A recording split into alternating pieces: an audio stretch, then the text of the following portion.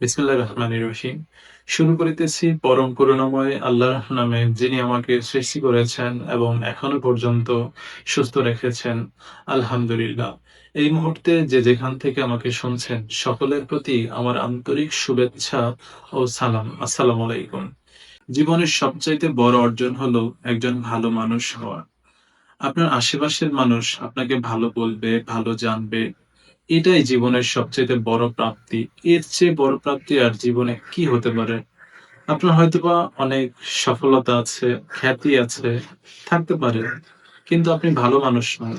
তাহলে আপনার এই সব অর্জন বৃথা। কেউ যদি আপনাকে ভালোই না বলল, তাহলে আপনার টাকা, পয়সা, অর্থবৃত্ত এগুলো দিয়ে কি হবে? একজন মানুষ হিসাবে প্রথমত একজন ভালো মানুষ হওয়া দরকার। সাফল্য ও ভালো মানুষ হওয়া দুটো একসাথে দরকার।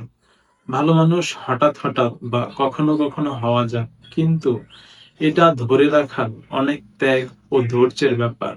যেটা অনেক কষ্টসাধ্য। অনেকে ধরে রাখতে পারেন না। শুধুমাত্র ভালো মানুষরাই জীবনে বুক ফুলিয়ে চলতে পারে।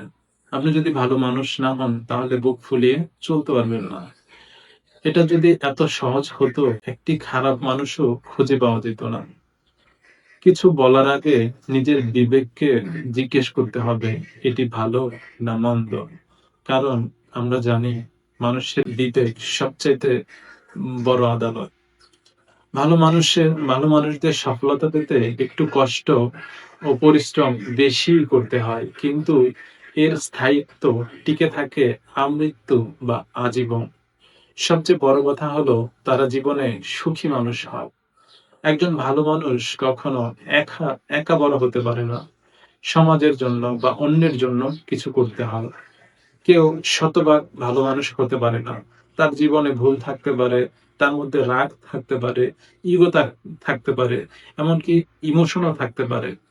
কিন্তু আপনি তখনই নিজেকে একজন ভালো মানুষ হিসেবে ভাবতে পারবেন বা পরিচিত করতে পারবেন, যখন আপনি কারো ক্ষতি করছেন না, কাউকে আঘাত করে কথা বলছেন না, কারো হক নষ্ট করছেন না, অন্যের ধন-সম্পদ বা কোনো বস্তুতে বা জিনিসে লোভ করছেন না। আপনি লোভী মানুষ নন।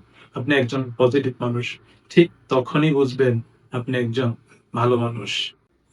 ভালো মানুষ না হলে ভালো উদ্যোক্তা হওয়া সম্ভব নয়। ভালো কোয়ালিটির পণ্য বা সার্ভিস দেয়া সম্ভব নয়। ন্যায্য মূল্যে বিক্রি, অসাধারণ কাস্টমার সার্ভিস শুধুমাত্র একজন ভালো মানুষই দিতে পারেন। আমরা অনেক সময় প্রতিযোগিতা করি, কে কার চেয়ে বেশি সম্পদশালী বা শক্তিশালী। আমাদের যদি প্রতিযোগিতা করতেই হয়, তবে প্রতিযোগিতা হতে হবে এমন যে কে কার চেয়ে বেশি ভালো, কে কার চেয়ে বেশি বিনয়ী। তখন আপনার সফলতা জাস্ট সময়ের দাবি। আসুন আমরা নিজে ভালো থাকি, অন্যকে ভালো রাখি।